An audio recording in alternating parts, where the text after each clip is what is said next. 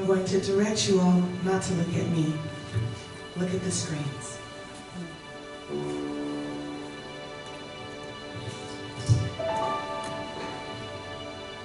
Without you,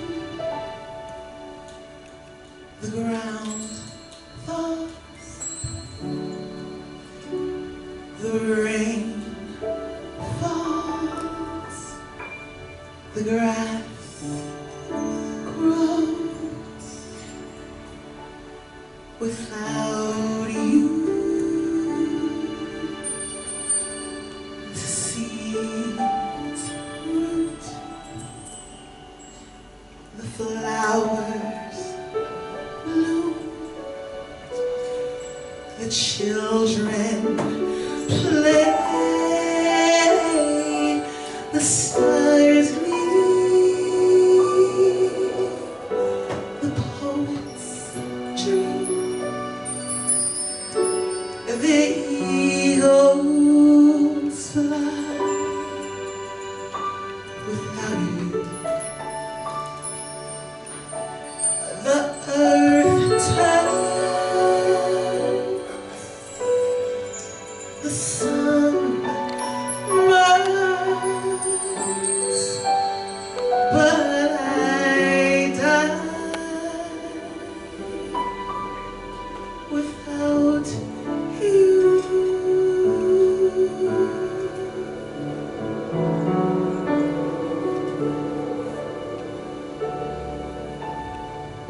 Without you, the breeze warms, the girl smiles, the cloud moves. Without you, the times change, the boys run, the oceans crash, the crowds roll, the days soar, the babies cry. Without you,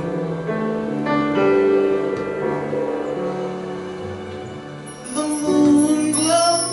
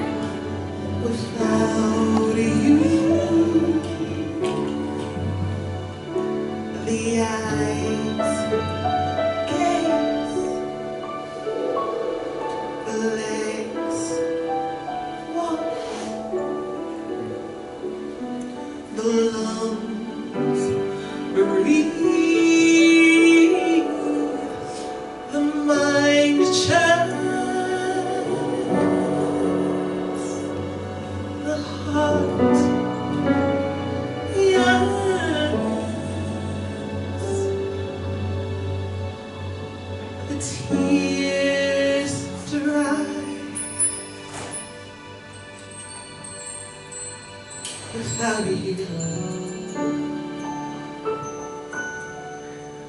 Life goes on, but I'm gone, 'cause I died.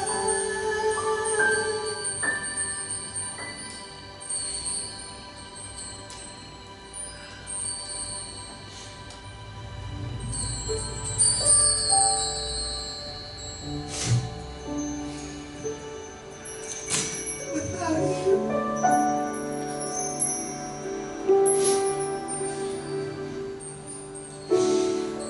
Without you.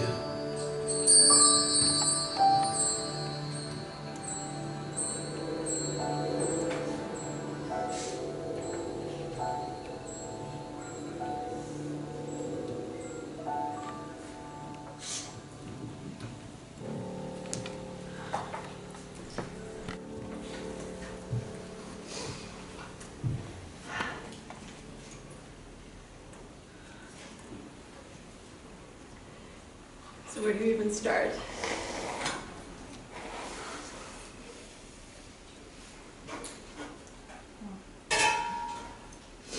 We start right where we are. That's all we can do, that's all we can ever do, is right where we are. And sometimes it's from this space where literally our heart is broken open. And sometimes it's from a space of joy and enthusiasm and happiness.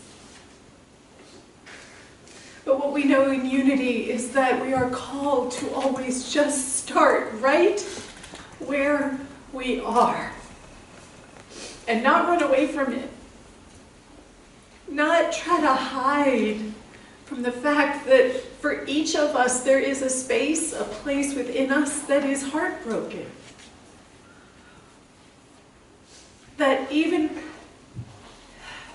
there are those who are experiencing this sense of loss because they literally have lost someone in the armed services. We have Gold Star parents in our own community. And then there is just the fact that there's only one thing happening. There's only one thing happening. So we get to open up and be that sense of loss, that sense of grief. And for each of us it's different, perhaps the space, the place where it is arising. But it is so important that we honor it. That we honor whatever it is that has come before. Whether it is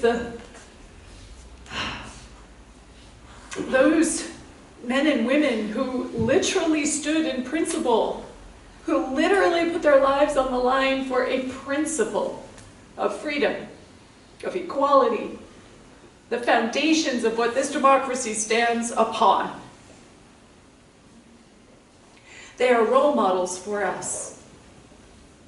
They invite us to say, what do we truly stand for? What do we truly stand as? What do we value so much that we literally can stand on that front line of our being? Because there's two kinds of deaths. There's the big death, which we just saw a slideshow around that. And then there are the little deaths that we experience in our life, which another word for that would be change. All the changes that happen in our life, all the ways that things shift. And we, in this culture in particular, avoid death. We avoid the big death, and when we're avoiding the big death, guess what? It means we're avoiding the little deaths too. It means we're not truly willing to step into that place of transformation, that place of growth. Because of the loss that we feel right now in this room, we're afraid to feel that. And because we're afraid to feel that, we avoid things. We make choices in our life so that we avoid pain, we avoid loss. But you know what? When we're making choices that are based on avoiding pain and avoiding loss, what we are doing is avoiding our own greatest yet to be. What we're doing is avoiding our own gift of transformation. What we're doing is avoiding, as I talked about last week, who we have come here to be, truly be. Because every time we step forward into a new beingness, something else has to die and fall away. Can you feel that? And sometimes that falling away feels so good. It's a relief. Like, oh, that thing is falling away.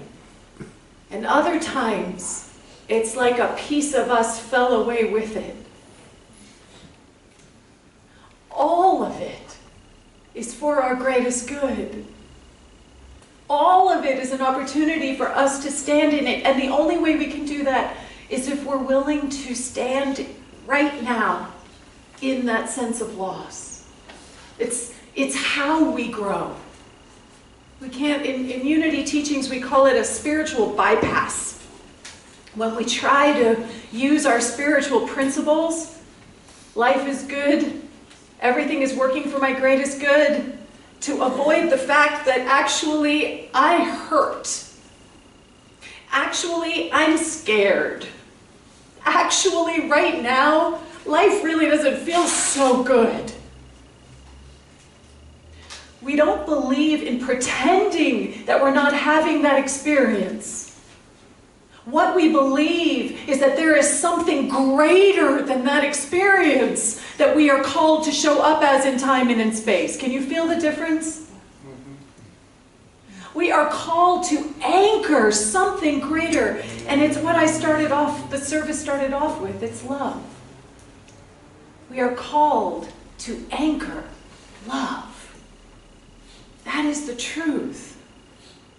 And sometimes that love means that we are invited into those sore, vulnerable, precious spaces. And that we allow it to facilitate our growth. And in that process, we have to stay anchored on what it is do we truly value. What do we truly value? And if we call that home to ourselves, no matter what we're in the midst of in terms of the experience, there is something there to comfort and to soothe and to bring an awareness of peace back into our being.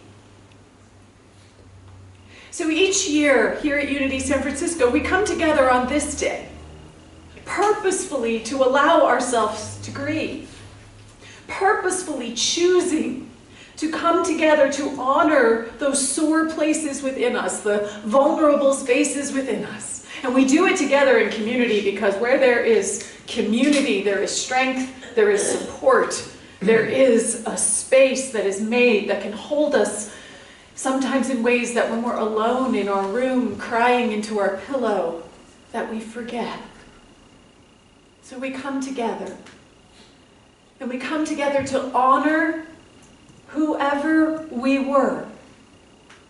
We come together to honor the loved ones that perhaps are no more. Sorry, it's my father's birthday next week, and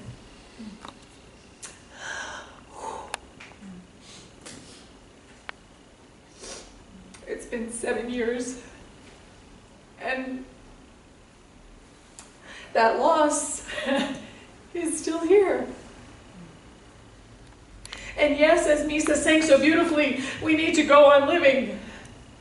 And we also need to take time to honor and to be present to those spaces within us that are in need of love, that are in need of healing, that are in need of being seen. So I invite you today to allow yourself to be vulnerable, to allow yourself to open your heart. We're going to pass out gladiola bulbs to everyone in a moment. And what I'm going to invite each of you to do is to hold that gladiola bowl and to imbue it with whatever it is that you are seeking to bless and to heal and honor and remember. Those who have come before, those who have given their life for a principle of truth. There are so many. We honor our armed forces today, but there are so many who have given their lives in the pursuit of truth and equality. So we honor them, and we honor those spaces and those places within ourselves. And then I'm going to invite you, one by one, to come up in your own time. And you're going to plant that bulb in the planter. So you can put the plant, there's dirt here in the green bowls so that you can cover the bulb. And then we will take this outside, as we do each year, and it gets tended in our garden, and when they bloom and they grow, we actually bring in the gladiolas and use them as a centerpiece. Because that's the truth of what is happening. That even in the midst of our pain and our loss, when we get cracked open like that, there is a space for something new to emerge, for something new to bloom, for something new to grow. So that is my invitation to you this day. To be open to the grief and to anchor whatever it is that you are becoming. Who are you called to be? What values do you stand as? Bless them and hold them holy. So I'm going to invite the ushers to pass out the gladiolas. I'm going to invite our music team to start to